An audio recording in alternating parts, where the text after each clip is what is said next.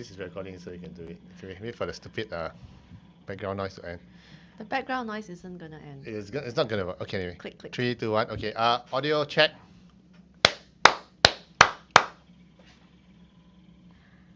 Okay. Look at the camera. Okay. Good morning, everyone. Welcome to our LinkedIn Live episode. As always, every Friday morning, we come to you live from our studio in United Square. Once again, my name is Adrian. And I'm Yen, and happy Friday to everyone. Happy Friday too. It's been a crazy week for us again. In fact, almost every other week is getting crazy. It's getting crazier. Yeah, crazier. And this week has been marked by a lot of interview coaching. A lot of our clients are getting interviews. And we are starting to hear a lot of crazy stories about interviews. It wasn't starting. We've heard lots of crazy stories. I don't know. It's kind of a bit crazy. Sometimes because our brains are not necessarily good statistically and we remember things funnily. But anyway, we seem to be hearing a lot more strange stories. But these strange stories have been around, I think we've heard since versions. time immemorial. We've heard similar stories in the past. It's crazy. And when we give advice to our clients regarding the interview, what they can do or what they shouldn't do, and they go, what, you mean I can do that? Yeah, there's a lot of advice online on what to do in an interview, like how the best way to answer questions, like tell me about yourself. What's your strength? Greatest weakness? My greatest weakness is my inability to fall asleep. So I'm insomniac. How is that relevant? I've got a vitamin D deficiency. So it's like, I need an office with a view. So that's a good one. But you got to appear pale for the interview. What we're trying to say is that there's a lot of wisdom online about what to do in an interview, but there are a few other little things that sometimes is not covered, and that's what we want to do. That's what we want to tell you today. Yeah, and you'll be surprised at what we're going to share with you. So you've probably heard all the things that you can do and you should do and you have to do at interviews. Today we're going to talk about the 5 kind of outrageous things that you didn't know you could do. Yeah, slightly more controversial, but definitely possible. Yes. Yeah. And once again, it all depends on what the scenario is. But I want to share with you. The first thing you can actually do is you can ask tough questions, because a lot of people feel that the interview is a one-way street. They feel that I'm being interviewed right now. I have to answer the interviewer. Worse, they have to wait for the interviewer to ask the questions and then answer, and then wait for the interviewer to give permission to ask questions, and then they can ask questions. No, it's not one directional. It is definitely a two-way street. So please ask tough questions. So what are examples of tough questions? I would say one of the tough questions you can actually ask is why did the person leave? The incumbent. Why did the incumbent leave? Assuming you know the person's leaving or has left. Yeah, so you can ask, before that you can ask, is this a newly created position or is this a replacement role? And if it's replacement role, the question is, why is the person leaving? Yeah. So what we're trying to say is you can ask why is the person moving on or why is the role vacant. That's not a tough question. Actually, that's not a very tough question. The tougher question is what's wrong with the job? Yeah. But you can't ask it that way. I can ask why. So there are ways of couching it, but you want to get more information out from them. So if the person's leaving, you can ask how long was the person on the job? Yeah. And not just how long the person was on the job. If he says person was promoted, that's 6 months. Yeah, the person's promoted is a good thing. Yeah. But if they say things like health reasons. Yeah, that's a non-answer. That's an answer that's going to tell you something else. Something else is going on. Or if you've done a bit of research and you know that the organization's not kept this role, filled successfully, which means that the current person left after 8 months, and then the one before that left after 2 months, and the one before that lasted all of 12. So something's wrong with the role. And what's even stranger is a true story.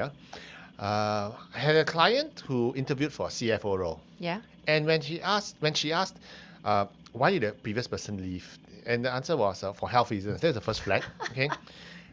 And when did this person leave? 9 months ago. And in the meantime, what happened? The finance manager stepped up and took care of things. And it was a really big organization. Yeah. And when you operated without a CFO for 9 months, which means 2 things. Number 1, why you couldn't find someone, or B, you couldn't decide, or C, if the role did not require a CFO at all. Or if I come on board, I've got 9 months of backlog to do. Or the current finance manager who took over the CFO position didn't want the job, Or has declined that which once promotion. again is another layer So of it's almost as if complexity. you're writing a drama serial, isn't it? Yeah. But So that's why you seriously, can ask the tough that questions. it's finding out why that role is vacant is actually not that tough. It's not a tough question. I think it's a very valid Yeah, question. but it's some people feel that it's a tough. It's I don't have the right to ask. So Yeah. what we are telling you Please today ask. is please ask. Yeah. I Uh, have another tough question. yeah. That's when you know that something's not quite right with the company, for instance. There's been some controversy, there's been some the reputation's not quite good, or maybe the branding's been impacted by something that's A happened. scandal. Are you allowed to address the elephant in the room? Yeah, why not? You should. You Okay, can, so right? please ask those tough questions. Ask, but you want to be diplomatic about it. So Yeah. you can rephrase it and say, "I understand that there's been some events that's happened. Maybe you can share with me your point of view as a manager now, what the organization is doing Yeah. about it." So that's okay. So we actually had a pharmaceutical client who interviewed at a particular drug company, and the question he asked was, because it was a sales position, and he actually asked, he said, I noticed that the past two supposed blockbusters drugs were not approved, and your drug pipeline is not you don't have any promising drugs in your pipeline. What is the CEO's view on that? And moving forward, what's the strategy? Because you're telling me I'm supposed to 3x sales in the next 2 years. What are we doing? Because It's a for very valid question. two of the blockbusters, another two of your blockbusters are going off patent. Yeah. And I think that's a valid question. Very If you want valid. to ask, Yeah. it's like that's a valid question. Ask the What do tough you want to do? strategy questions, ask the tough business questions, because if you are joining the organization, you should know. And frankly, I think sometimes there's also a little bit of that balance of power. Yeah. And someone who thinks that just because I'm a job seeker, I still need to defer to the interviewer. No, you're equals until the interviewer becomes your boss. Or I think it's fair. You should absolutely have an absolute transparent conversation. But once again, I think it's about asking it in a nice, polite Yes, fashion of course. rather than in an Aggressive, aggressive, assertive. accusatory or banging the tables. So it's not what you say, It's it's how how you you. say it. Sometimes it's how you say it. Yeah, and but don't be afraid to ask the tough questions, even if you think the questions are unfair.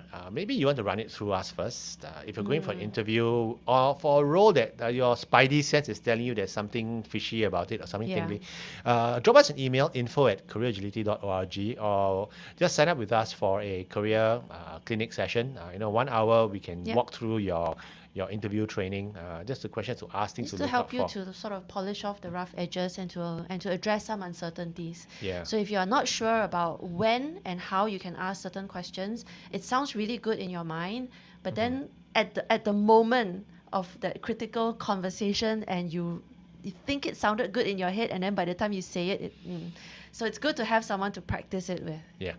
So reach out to us if you are moving into a potential line, a landmine or minefield. Okay, but do ask the tough questions. Don't feel that I'm not allowed to ask. You Yeah. can, and I think you should. Absolutely. Yeah. The other thing that you can actually do is decline to answer questions. I'm You- not and you answering. should. But not in a belligerent manner, obviously. Yeah, You but don't what's want up- you don't want to be a 2-year-old tantrumy. Well, what sort of no. questions can you can decline to answer? I think you can decline to answer any questions that forces you to reveal confidential information from your past employment. So it's not necessarily personal, but certain personal questions are also sensitive. But if you don't answer personal questions, then it shows that you're trying to hide something. Yeah. But there are legalities around revealing information that is completely confidential to your previous employment. Yeah. So I had this instance where many years ago in my previous role, when I was headhunting, one of the large firms interviewed me to see whether or not I was willing to explore. And of course, I'm always willing to explore. So I had a conversation with one of the principals there, and she asked me for my sales figures. I gave her my sales figures, a very rough number. Then she proceeded to ask, who are your clients? Can you name them? No. What was the role? No. Can you give me a spreadsheet? Okay, I want No. you to give me a spreadsheet of clients' names, roles you fill, who are the people you spoke to, who you filled. And I said, no. I'm not going to do it. We just had another client 3 weeks back. Yeah. Same thing as well. They were drilling down who are your clients, what was the EBITDA, what was the percentage, Yeah. what is. Very sensitive. The answer is no. Because if you reveal this information, you are liable, and that's very dangerous. So don't. You can decline to answer, but you can decline politely. Yeah. You can say, I think you are being very rude to be asking me such questions. No, you don't ask that. That's wrong. That's not the way to do it.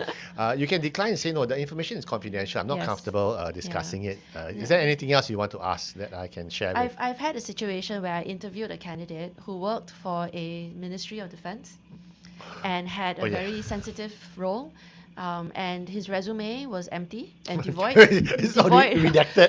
All black lines redacted. Devoid of Zig, zig, zig, information. zig. And as I interviewed him, I was asking about his traits, his personality, all of which was fine.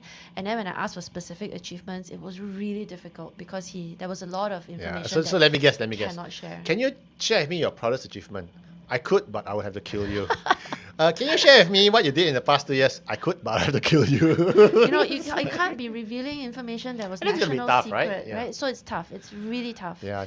Yeah. So it's gonna be, but there are ways of working around it. Come talk to us if you are in that similar situation. Yeah. But you can decline to answer. The other type of question to answer you can decline is are you married? Yeah, that's Are you single? personal. That's personal. And again, sometimes it's the tone and the conversation surrounding it, because it could be in relation to the amount of travel you have to do.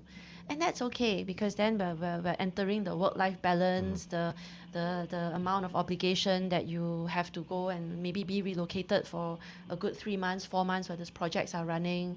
So then it's valid, what's your family situation, how's your support structure? That's I true. think those are valid questions. But again, like Adrian said, it's how they ask it. Okay, so I read Pointing this the finger really at- bad piece of Point the advice. finger I'm at pointing me. the finger, okay, and I got a wag of the finger to the person who posted this online.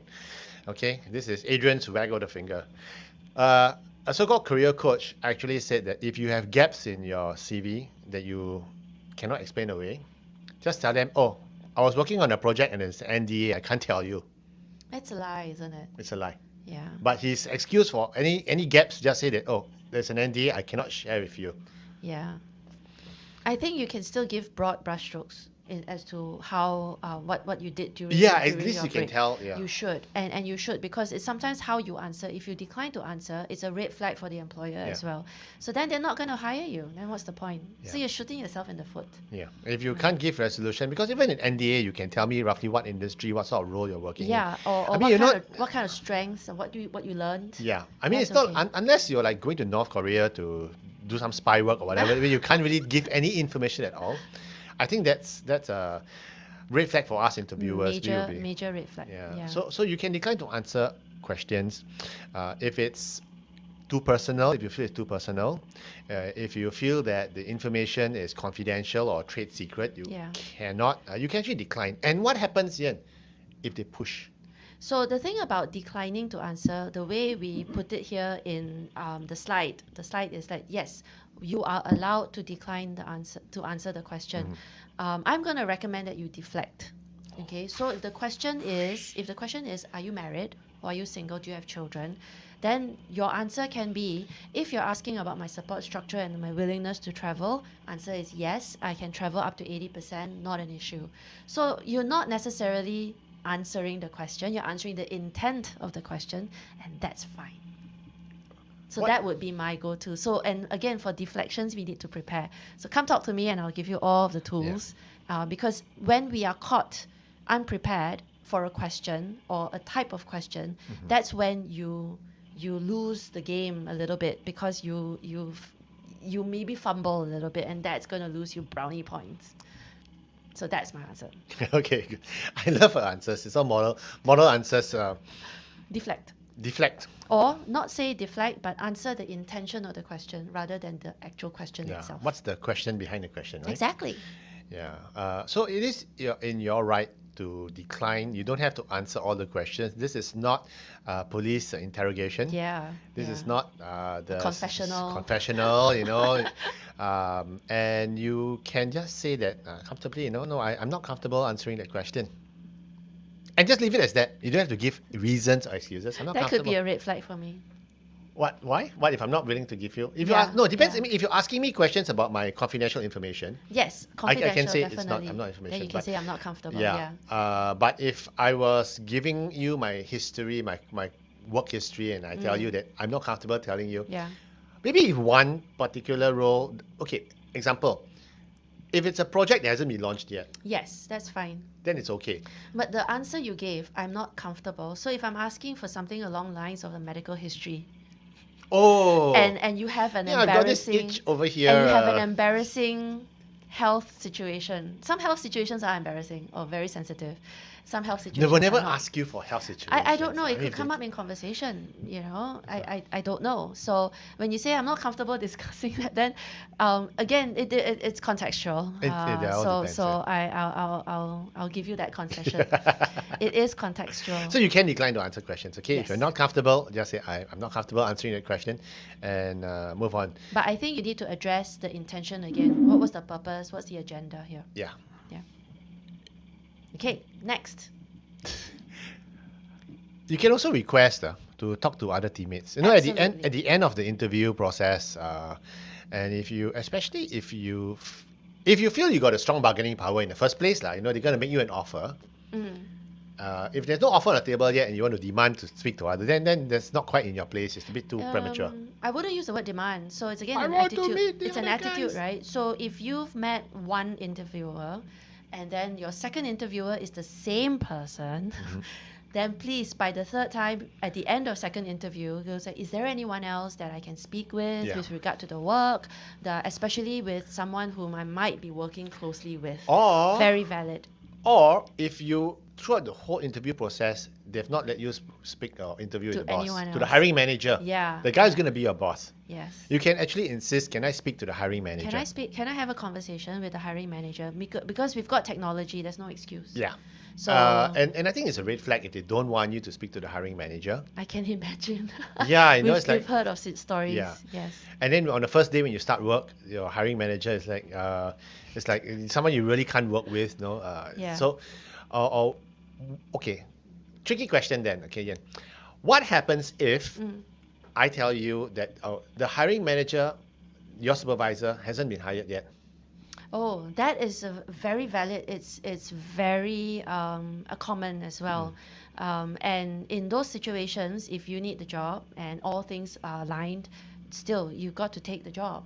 And then you manage your new manager when he or she comes on board, and I will help you with that as well because managing up is